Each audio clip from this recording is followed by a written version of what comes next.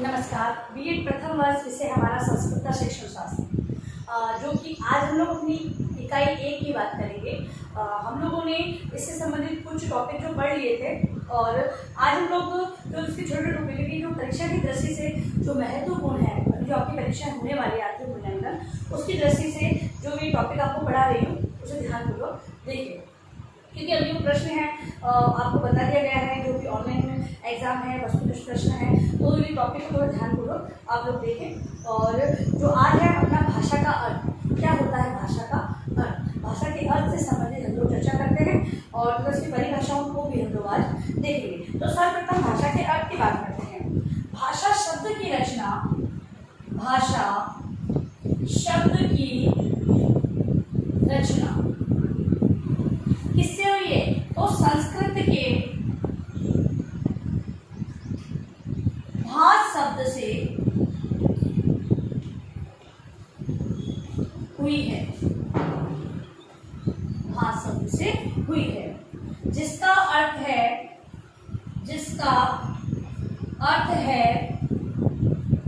व्यक्त्यामवाची, मतलब व्यक्तियों के द्वारा बोली गई, व्यक्त्यामवाची यानी व्यक्तियों के द्वारा जो व्यक्त की गई है। यदि धातु के अर्थ की दृष्टि से,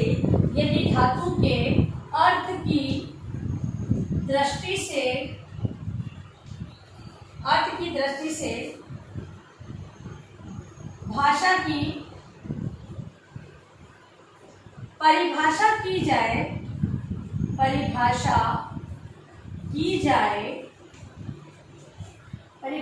जाए तो क्या होगी? तो यह होगा कि विचारों, भावों, इसकी दृष्टि से ध्यानपूर्वक देखेंगे। यदि धातु के अर्थ की दृष्टि से भाषा की परिभाषा की जाती धातु के अर्थ की दृष्टि से, तो विचारों भावों तथा इच्छाओं को अभिव्यक्त करने की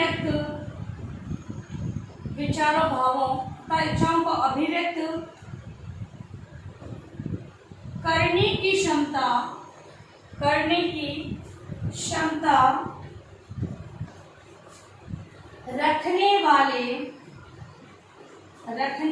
रखने वाले वर्णात्मक प्रतीकों की समष्टि को भाषा कहते हैं। ठीक है। अब ये अगर मान लो प्रश्न आता है कि अर्थ की विचारों, भावों तथा इच्छाओं को अभिव्यक्त करने की क्षमता रखने वाले वर्णात्मक प्रतीकों की समष्टि को भाषा कहते हैं। यह परिभाषा किसके द्वारा, किस आधार पर परिभाषित की गई है? तो धातु के अर्थ की दृष्टि से परिभाषित की गई है। ठीक है, तो इस प्रकार से बनता है। अब हम 2-3 परिभाषा और देखते हैं। तो स्वीट के अनुसार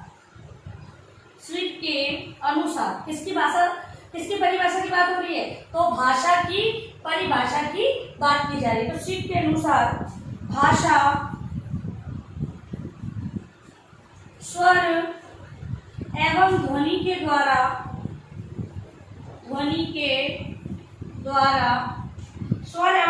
द्वारा विचारों का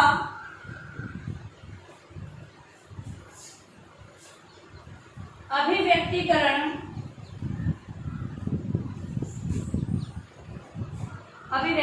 है। स्वीट का ये कहना है कि अगर भाषा की आप बात कर रहे हो तो भाषा क्या है?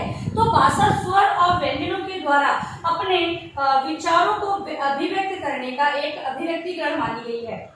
इसके द्वारा स्वर और व्यंजनों के द्वारा या स्वर या ध्वनियों के द्वारा अपने विचारों को अभिव्यक्त करने का साधन या माध्यम मानी गई है स्वीट के अनुसार। अगली परिभाषा है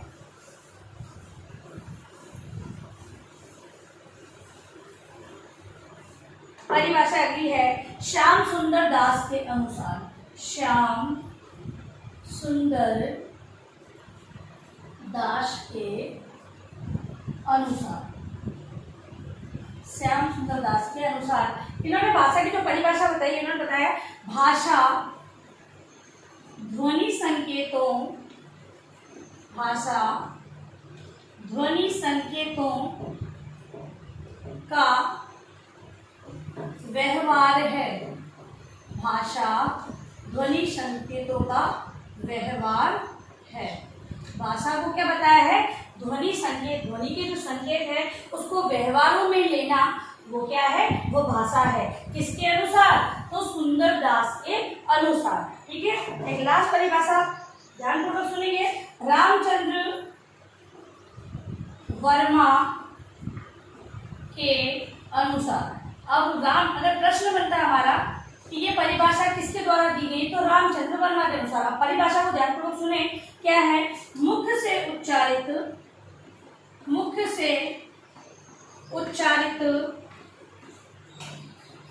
होने वाले, मुख से उच्चारित होने वाले शब्दों और वाक्यों, शब्दों और वाक्यों, शब्दों और वाक्यों आदि का समूह, आदि का समूह जिसके द्वारा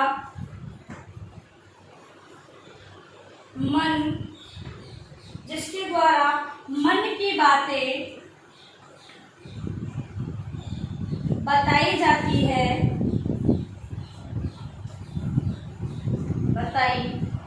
है, भाषा कहलाता है। चलो सुने, जो रामचंद्र वर्मा जी हैं उनके अनुसार मुख से उच्चारित होने वाले शब्दों और वाक्यों आदि का समूह, शब्दों और वाक्यों का समूह इन्होंने बताया है, जिसके द्वारा मन की बात बताई जाती है, वो भाषा कहलाता है। सबसे इजी जो परिभाषा इन्होंने बोला, मुख से उच्चारित, क्योंकि हम उच्चारण कहाँ से करते हैं? मुख से करते हैं। मुख से उच्चारण होने वाले शब्दों और वाक्यों जिनका समूह, भाई शब्द खाली शब्दों के माध्यम से बात कर लेते तो नहीं कर पाते, हमें शब्दों और वाक्यों का समूह चाहिए अपनी बात को व्यक्त करने के लिए। तो इन्होंने भी ये कहा है कि शब्दों और वाक्यों के समूह को हम अपने मुख द्वारा उच्चारित करते हैं अपनी भावनाओं विचारों को व्यक्त करने के लिए, अपनी बात को बताने के लिए। उसे क्या कहते हैं? ये उसे इन्होंने भाषा बताया। समझ में आई? तो ये भाषाओं से आधारित प्रश्न इस प्रकार के बन सकते हैं अपने। अब लिखें भाषा प्रकृति के तत्वों की बात करते हैं। भाषा है वो किससे बनी है?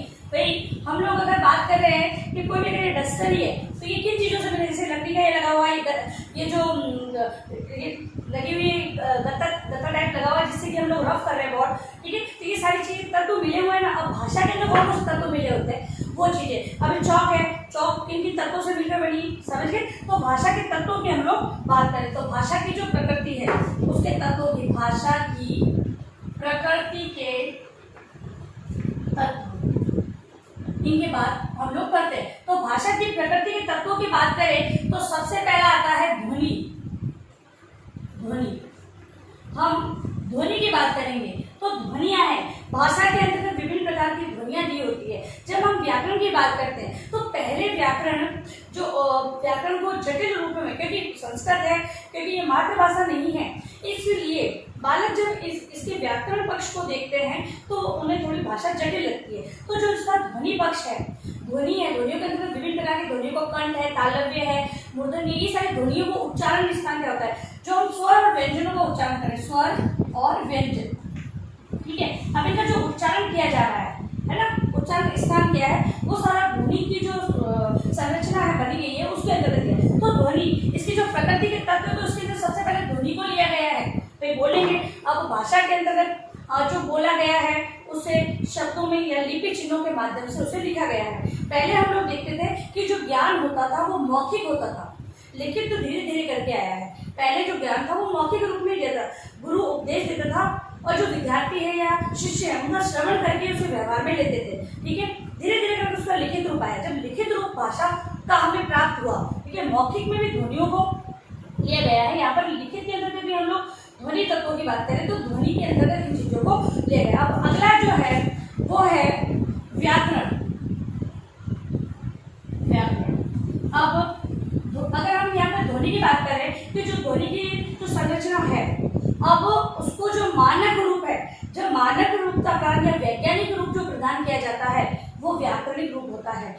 व्याकरण है, बालक है, उसे समझने में जटिलताएं लगती है। पहले का जो व्याकरणिक रूप था वो थोड़ा जटिल था, लेकिन अब जो वर्तमान में हम लोग व्याकरण बालकों को समझा रहे हैं तो विभिन्न प्रकार की सहायक सामग्री है, शिक्षण को प्रभावी बनाने हेतु विभिन्न प्रकार के जो ये कहें कि विभिन्न प्रकार की जो पाठ योजना है उसकी जो रूपरेखा को अलग प्रकार से प्रस्तुति करते हैं हम लोग, तो उससे क्या होता है, हमारा पाठ वो प्रभावी बन जाता है। अब व्याकरण है वो भी इसका भाषा के अंदर व्याकरण के सारे तत्व दिए होते हैं, सभी को पता है। अगर संस्कृत की हम बात करें तो धातु रूप, शब्द रूप, फिर अगर रचना से संबंधित है तो निबंध है, कहानी है, नाटक है, पत्र लेखन है, ये सारी चीजें क्या है, ये इसके अंतर्गत भी आती है। फिर है शब्द समूह। शब्द समूह भाषा है वो विभिन्न शब्दों के समूह से बनी हुई होती है। सभी जानते हैं हम लोग केवल एक शब्द को लेकर अपने भावनाओं विचारों को व्यक्त नहीं कर सकते, हमें अपने भावनाओं विचारों को व्यक्त करने के लिए शब्द चाहिए होते हैं। फिर शब्दों के आधार पर ही हम वाक्यों की रचना कर पाते हैं। फिर है वाक्य। क्या है? वाक्य। शब्दों के समूह से क्या बनते हैं, वाक्यों का निर्माण किया जाता है। वाक्यों के सही क्रम के आधार पर ही हम भाषा के अंतर्गत इसको स्वीकार करते हैं। तो शब्द भी जुड़े हुए हैं भाषा से, भाषा के अंतर्गत शब्दों को भी वाक्यों को भी लिया गया है। फिर है विषय एवं साहित्य। विषय एवं साहित्य। विषय एवं साहित्य भाषा के अंतर्गत जो विभिन्न विषय दे रखे हैं, क्योंकि ज्ञान तो एक साथ था, लेकिन कौन से स्तर के लिए कौन सा ज्ञान दिया जाए, ठीक है, तो उनको विषयों के आधार पर हम लोग बांट लेते हैं। बड़ी कक्षाओं में जाते हैं तो संस्कृत अगर हम ले रहे हैं, अगर मान लो एमए की बात कर रहे हैं, ठीक है, तो एमए के अंतर्गत संस्कृत के ही अलग अलग विषय होते हैं, उनके ही अलग अलग पाठ कर दिए जाते हैं, तो विषय के रूप में। और साहित्य, उसके अंतर्गत कौन कौन से साहित्य दिए गए हैं, तो भाषा के अंतर्गत विषय और साहित्य को भी इंक्लूड किया जाता है। तभी इन तत्वों के आधार पर ही भाषा की प्रकृति बनती है, इन तत्वों के आधार पर, ठीक है। अगर भाषा की प्रकृति की विशेषता है, भाषा की प्रकृति की विशेषताओं की चर्चा हम लोग यहाँ पर करेंगे। भाषा की प्रकृति की विशेषताएं।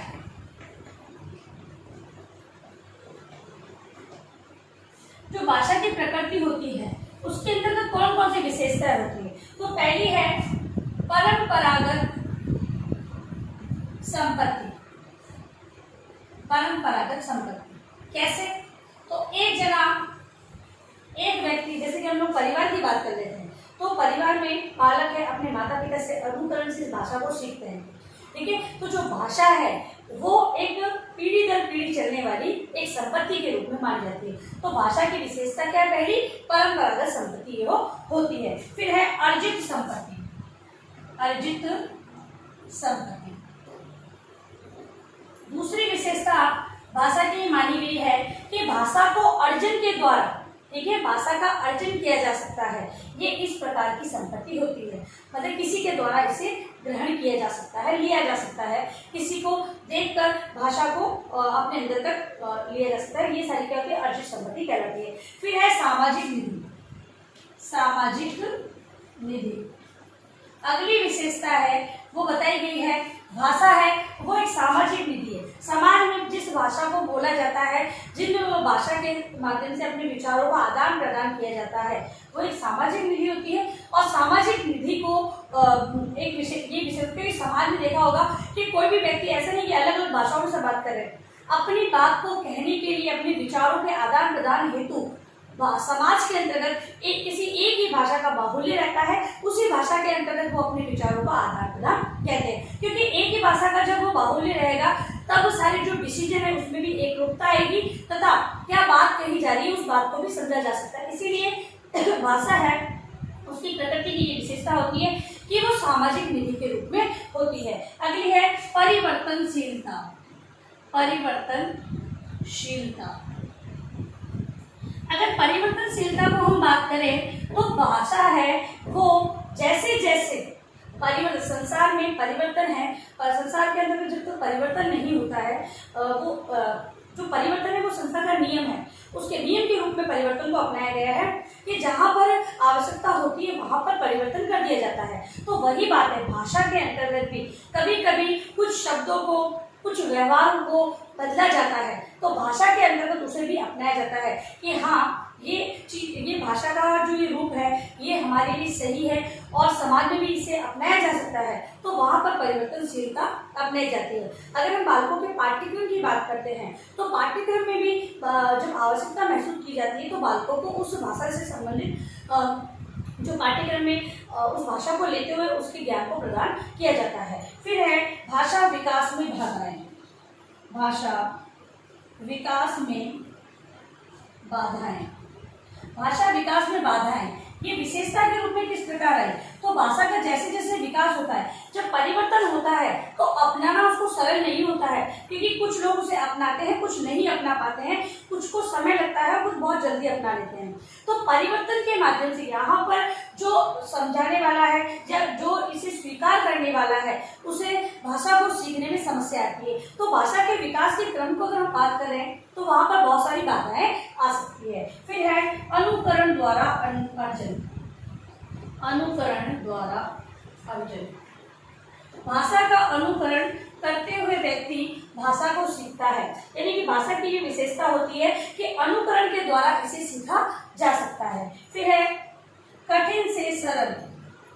कठिन से सरल, भाषा के अंतर्गत इस विशेषता को अपनाया जाता है कि जो भी चीज सिखाई जाए वो कठिन से सरल, क्योंकि भाषा शुरू में जब समझा जाता है तो वो कठिनाई आती है, फिर वो सरल लगती है। यहाँ पर हम सरल से कठिन नहीं कि भाषा को हम सरल करके कैसे बताओगे आप। भाषा का जो रूप है, लिपि चिन्ह, हम छोटे बच्चों को जो शिक्षा देते हैं, बच्चे बहुत सारे जैसे अ वाले अ आ उ ये सब होते हैं, ओ औ इनमें अंतर कर पाना उनके लिए बहुत ही दिक्कत आती है। तो वो दिक्कत उन्हें सामना करते हुए, मतलब कि उनका अभ्यास करते हुए उन्हें वो दिक्कत स्वयं दूर करनी है, यानी हम लोग उसको चेंज नहीं कर सकते, इसीलिए ये कहा गया है कठिन से सरल। इसकी विशेषता ये होती है क्योंकि पहले जब हम उसे अपने व्यवहार में लेना चाहेंगे तब वो हमें कठिन लगेगी, तत्पश्चात जब हमारा अभ्यास हो जाएगा तब हम उसको सरलता से स्वीकार करेंगे। तो इसकी विशेषता ये है कि कठिन से सरल की ओर ये चलती है। फिर है भाषा विकास का चक्र। भाषा विकास का चक्र, भाषा है उसका विकास का क्रम है वो कभी भी समाप्त नहीं होता है। हम लोग देखते हैं कि भाषा के अंतर्गत भिन्न भिन्न प्रकार के परिवर्तन होते हैं, भिन्न भिन्न चीजों को अपनाया जाता है और ये जो मानक रूप है उसको अपनाते हुए हम लोग इसे भाषा के अंतर्गत लेते हैं। तो ये सारी चीजें क्या है, इसके विकास को बताती है कि भाषा का पहले किस प्रकार विकास हुआ। पहले मौखिक रूप में थी, फिर लिखित रूप में थी, आज हम सृजनात्मक रूप में भी भाषा को देख सकते हैं। सृजनात्मक रूप से मतलब है मौखिक और लिखित दोनों रूपों में उसे व्यक्त करना। तो ये सारी चीजें देखने को मिलती है विशेषता के अंतर्गत। ठीक है, तो ये हम लोगों ने पढ़ा, जो हमारे 3 टॉपिक हमने परीक्षा की दृष्टि से किए हैं, इसे ध्यानपूर्वक आप लोग समझेंगे। अब लिखे गृह कार्य प्रश्न आप लोगों का। गृह कार्य प्रश्न, भाषा के अर्थ को समझाते हुए